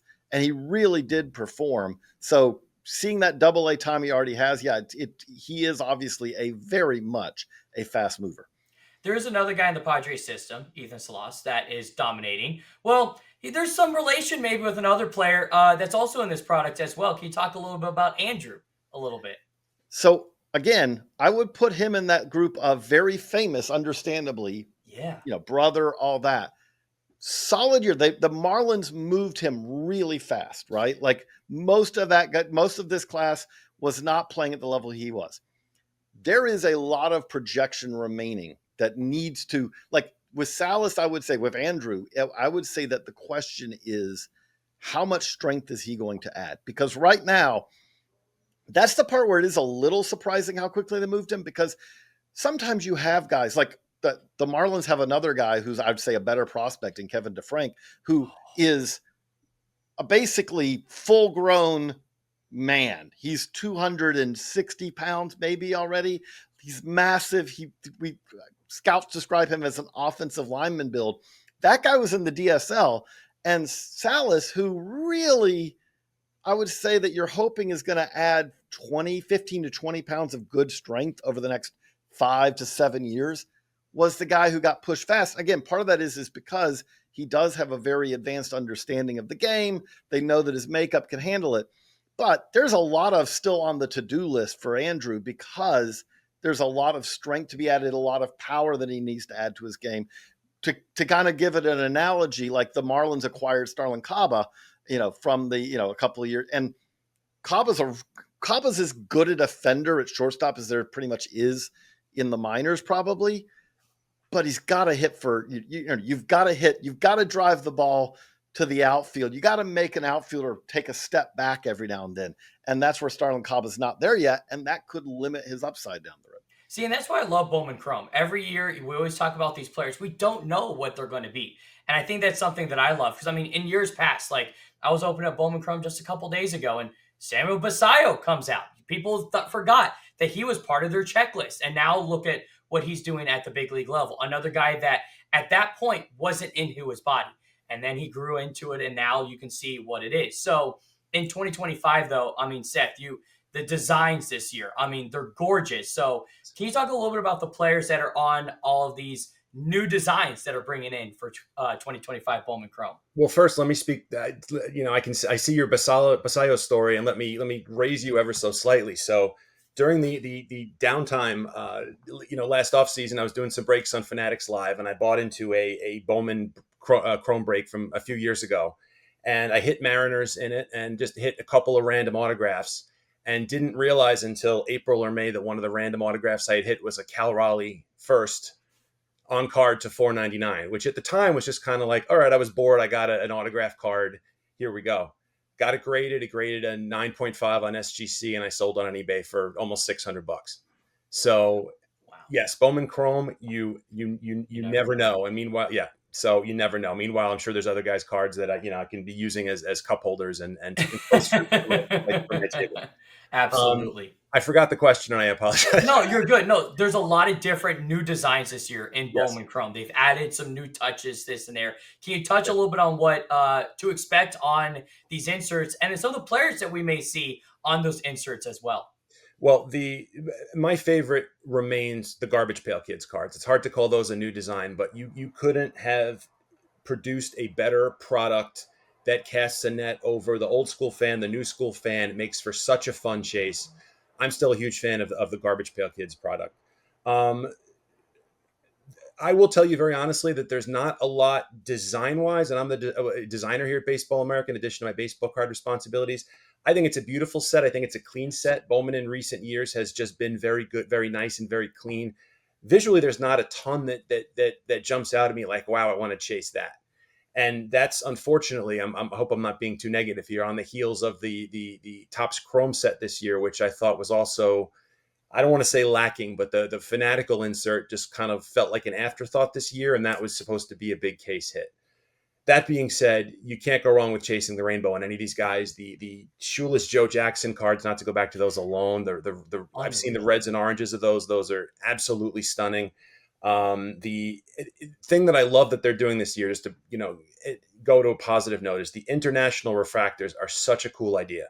To get backgrounds of their actual home countries, to have some of the low numbered autographs be in their native language. Those are going to be such big chases. And Topps is I don't want to say they're catching up to the international market, because obviously they've always been there, but there's such a talent pool and such an audience, baseball card collector prospect audience from there, that I think those are going to be the biggest chases by far. Thinking about breaks, the way that I consume a product like Bowman Chrome is I usually buy a box or two of the hobby boxes to open day of. And, we'll be posting some of those hits on baseballamerica.com. Hopefully we get at least a few. But then I love buying into Breakers Delight breaks. I love seeing especially on We the Hobby, and speaking of We the Hobby, just a quick side note here. A We the Hobby breaker pulled me a debut patch last year in Topps Chrome Update. And that is a story that we will save for when this year's Topps Chrome Update comes out. But we'll have a lot of fun telling that story. So We the Hobby is a good luck charm in a lot of ways for me. Let me tell you this. You can never find it anywhere better than We the Hobby. I can tell you that. Yes. I can see your marketing person there holding up the script for you. Right? How'd you know? I'm totally joking. I'm a big fan of the Breakers Delight, because you can ask JJ or anyone at Baseball America who talks to me. I'm still a 10-year-old collector at heart. I love the pretty colors. I love the inserts. There's so much cool stuff there.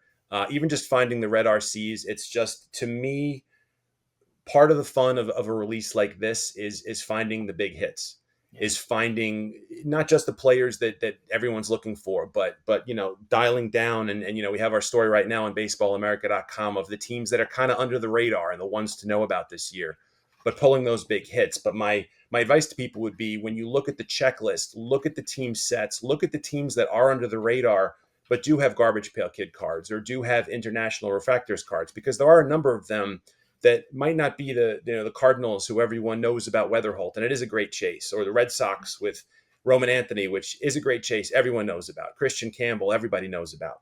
Look at teams, like I said, like the Padres, who have multiple garbage pail kids. The Mets have, they have some top prospects too, 3 or 4 garbage pail kids. But there are teams that you can get in an online break, especially in Breakers Delight cases. And I love buying into Breakers Delight cases because you're bound to come back with something, and you never know. You never know, because Topps kind of does a nice job of spreading it around among all 30 teams, where the cheapest team in the break might come away with the best card in it. And even if it's not a player in particular that you know about, number one, just because you pulled them in a break and it might be a big card, they're going to be your new favorite player in your new PC. Number two, you never know. Any garbage pail kid, any international refractor, and I don't mean to hook on those 2 in particular, but those are 2 of the big chases this year. Whether you want to sell them on eBay, whether you want to hold on to them, there's value to be had there up and down the board. And that's the great thing about prospects too, is that there's the popular teams, and rightfully so in a lot of ways, but there's talent spread across all 30. I completely agree. Can you touch on 2 different markets? The first one is the young kid market. People may not know who Shoeless Joe Jackson is. Can you give us a little bit of insight on that? But also at the same time too, for JJ too. First one will be for Seth on that one, but for JJ, can you talk about what the international market is now doing to the overall prospects, but also maybe to a little bit of cards as well? Yeah, well, you can read our story about Shoeless Joe right now on baseballamerica.com. He was one of the greatest players of all time, a 350 something, I believe, lifetime hitter, absolutely Hall of Fame bound before the 1919 World Series, with the scandal where players on the White Sox were, given money by local gamblers to throw the World Series. They did lose the World Series. Shoeless Joe was a part of that, even though he actually had a phenomenal World Series. It's his legacy has become that of legend because of books and movies like 8 Men Out and Field of Dreams. He was only reinstated into baseball earlier this year, him and Pete Rose both. Shoeless Joe Jackson died in 1951, the same year that Topps produced their first set of cards. So even with all of the retro stuff Topps has done over the years, they've never had a Shoeless Joe Jackson card. Now they do. So much like in recent years, they've done, first Bowmans for, guys like Lou Gehrig and Babe Ruth, which have been, fun chases. This is a really fun chase. I can't imagine that somebody out there, it might even be We the Hobby. I know We the Hobby just put a big bounty on the Evan Longoria bat knob card. Yeah.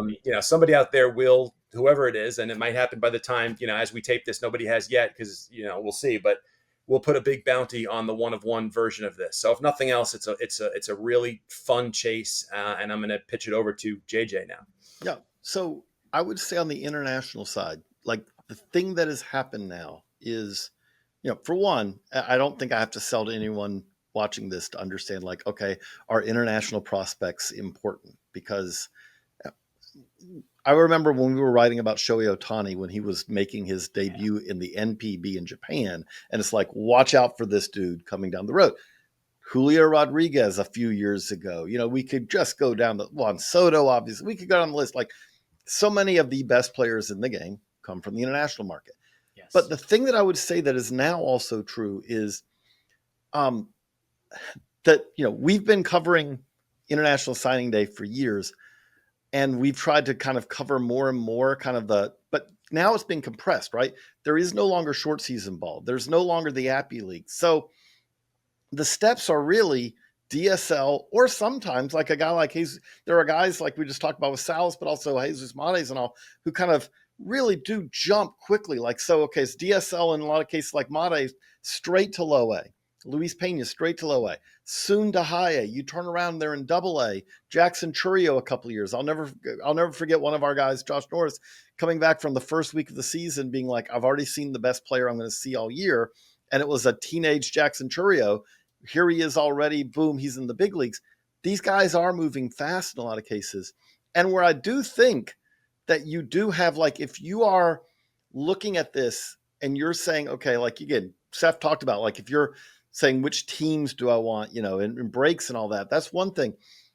But if you're kind of really spotlighting cards here, there are guys who are, like, for most people, I've got to believe they're looking at these checklists and they're looking at these refractors, the international refractors and all, and they're going, who are these guys? There's knowledge to be had there on some of these are guys who, no offense to them, but they're probably going to repeat the DSL next year because they really struggled. I mean, that's not a knock on the set or anything like that. This is in the process, literally, as these guys were making their pro debuts. So some of them are gonna, hit a speed bump already. And others are guys who are so much better as prospects now than they were what they were perceived to be just a couple of months ago. So there's a lot of opportunities there because you are talking about, again, if we were doing this at this time last year, we would be talking about Jesus Mate and saying, like, this guy really does look like he could be really special. But that would have been like... And that was before everyone knew that he was really special. Yes. Right. He was, I'll say, like, that's Joshua Gonzalez this year, right? Joshua is the guy who's already in our top 100, basically winning our top 100, like, from the DSL. Like, that doesn't happen very often. We just had one of our guys was out at, Instructs watching Joshua hit 2 home runs in a game in the backfields this last week. Like, these are the kind of guys who they go from who is this guy to household name in the span of a year. And see, and you're right about that too. Another guy that I think people don't think about, Asbel Gonzalez for the Royals. Another guy that the Royals are moving guys through their system. And I always think about that too as a collector, because if I'm going to get into a product, I want to know if I'm going to be able to make my money back or be able to sell in the next couple of years when it comes to it. And so, yes, there's some guys that are going to repeat at the DSL, but when they do come over, they're going to make an immediate impact, and they probably maybe not even see the ACL or the FCL. They're going to go straight into single A, maybe high A, and it doesn't matter their age. Age is only a number, Of course, younger the better sometimes when it comes to it.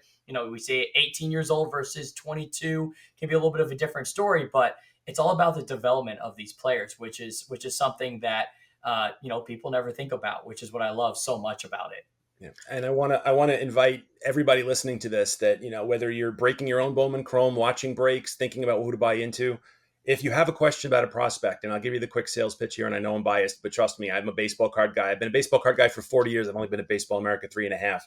Go to baseballamerica.com. If his name is in Bowman Chrome, there will be a scouting report on him.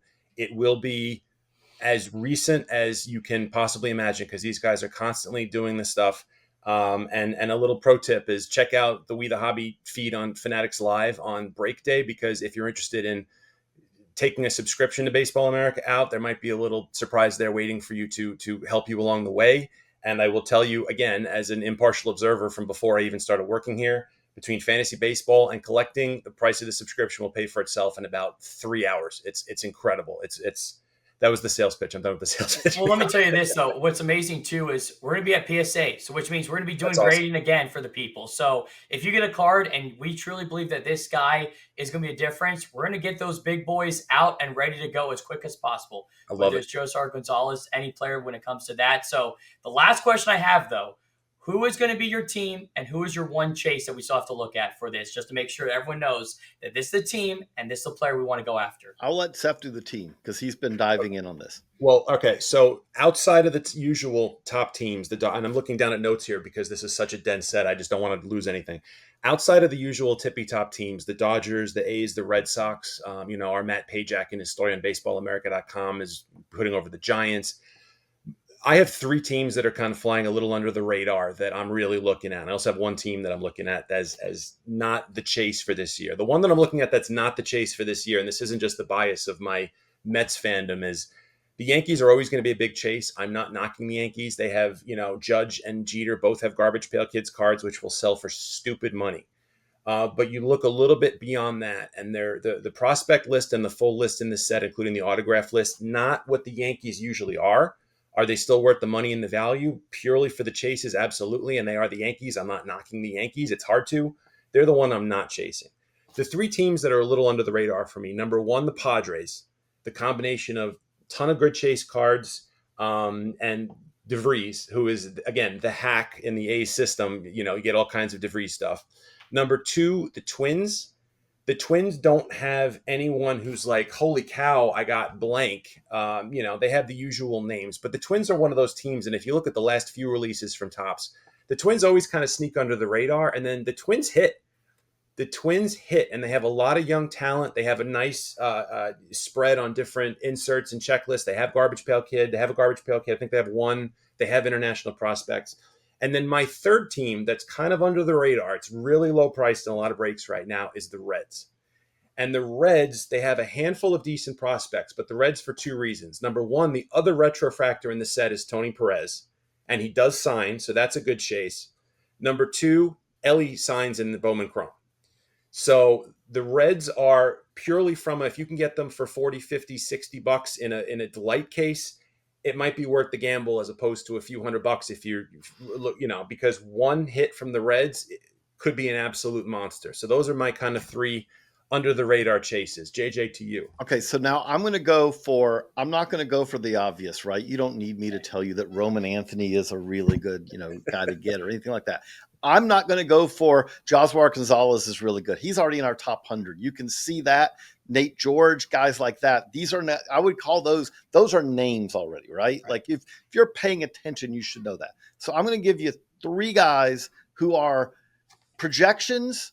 They haven't come to the States yet, but they are guys who have the package to where you could say, okay, this guy could be one of the best prospects in the game before that too long, right? So Kevin Alvarez with the Astros. This is a guy who really kind of stands out. I think we even wrote at Baseball America recently, like a guy who would not be surprising at all to be in the top 100 next year. Diego Torres with the Braves, another guy who well-rounded skill set, still some projection to go, but this is what they look like as guys who center fielders who could really pop. And then similar profile again, Chris Rodriguez with the Tigers. I'm not saying fully polished prospect or anything like that, but I think that those are three guys who there are bigger. I would say that there are guys who are considered right now bigger names in the DSL, but those are guys who really do stand out to me as potentially guys that if you get a card like that, or you go chasing cards like that, you could say, okay, I got this. I was ahead of the curve on these guys is what I would say.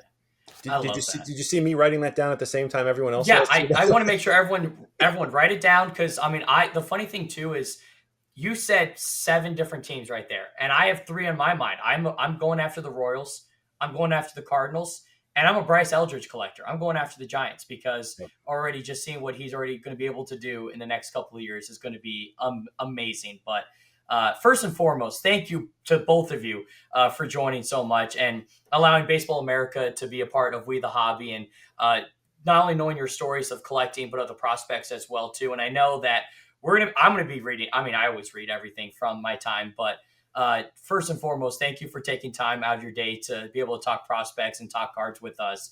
But second, yes, make sure everyone checks you guys out, because you have the insight of what's going to make these players worthwhile when it comes to these chases in Bowman Chrome.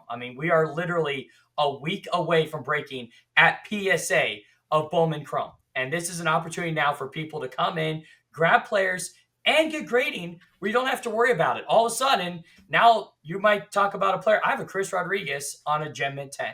And all of a sudden, in a couple of years, you're going to say, wow, I want to thank JJ for helping me out with that. Wow, I just grabbed a team that I never expected, and they are hitting big for me. So first and foremost, I want to say thank you to both of you for joining us on this. It's been amazing. Thank you very much for having us. That's awesome. I hope it's a great, and we get to break a whole day earlier next week because they moved. I can't wait. I can't wait either. It's going to be amazing. But any last words from each of you before we get out of here?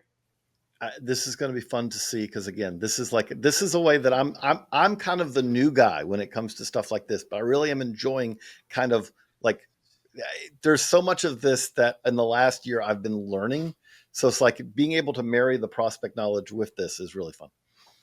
Yeah, and they came to me a few months ago and they said, hey, we want to do more stuff with collectibles and baseball cards. Do you want to help coordinate that? And it was like I could have hit the Powerball, and I don't know that I would have had quite the same reaction. And so we're still feeling it out. And so we want to invite everybody who's listening to this, everyone in the We the Hobby audience, come check us out. We try to be an amazing resource on the young talent. We're entering the time of year now with Bowman Chrome, Bowman Draft, Bowman Sterling, Pro Debut. There's a lot of names out there. And if you want to know more and be able to invest more long-term beyond just, hey, look, I got a guy on the Royals and it's out of 5 and that's great. And I have no idea who he is. You'll never it's never a mistake to know more information. And I will tell you from firsthand experience, and this is not me, the Baseball America employee talking, this is me, the collector talking here.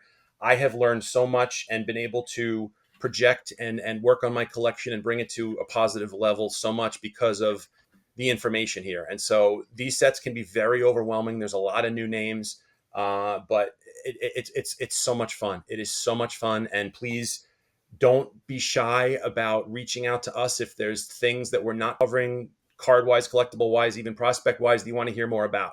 If you have questions, any of that, we're going to be in the trenches, me especially on break day. If you guys want to ask us anything, if you have questions, any of that stuff, we're just excited for this. And we thank you for having us. And I'm sorry to ramble so much, but I get excited about cards and I'm a 6-year-old kid again. So let me tell you, cards are getting crazier. Playoffs, AFL is now here. The Arizona Fall League is here because now is the time to start getting your cards. If you're looking to sell, now is the time to do so. Guys, I appreciate the time and enjoy the rest of your day. You too. Thank you. Thank you, Steve. We'll be having segments with Buying the Hobby moving forward, but make sure to follow us on all podcast streaming platforms, Google, Spotify, Apple, wherever you find your podcast. Follow us on TikTok, Instagram. Just be nice in the comments, guys. No, I love it. Come at me and him.